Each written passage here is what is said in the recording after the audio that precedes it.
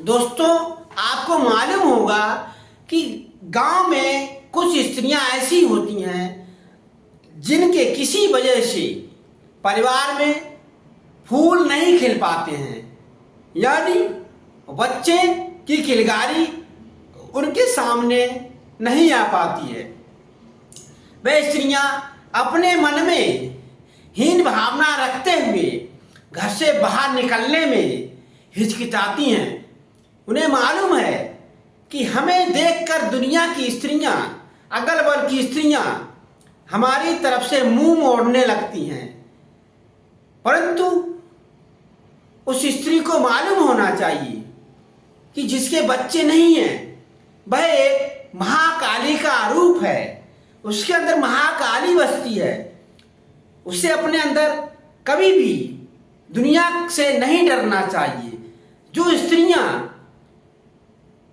उस स्त्री को बांझ कहकर उसकी तरफ से मुंह मोड़ने लगती हैं, उन स्त्रियों को मालूम होना चाहिए कि जिसके बच्चे नहीं हैं वह एक ब्रह्मचारिणी है, वह एक महाकाली का रूप है। उस स्त्री की हमेशा दूसरी स्त्रियों को हमेशा उसकी सेवा करनी चाहिए, उसकी पूजा अर्चना करना चाहिए, क्योंकि जीवन में ब्रह्मचारिणी का रूप सब स्त्रियों की किस्मत में नहीं होता है।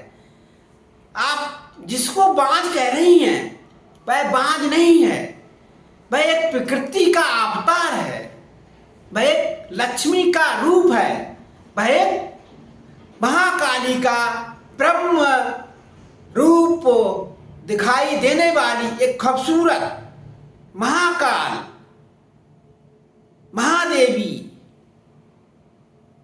कर्माणी लक्ष्मी का और पार्वती का सभी का रूप है। इसीलिए आपको कभी भी स्त्रियों को बांझ नहीं करना चाहिए। जिसके बच्चे नहीं हो रहे हैं उसको बांझ कहकर कभी भी नहीं पुकारना चाहिए, क्योंकि वह एक पार्वती का रूप है, वह एक ब्रह्मचारिणी है।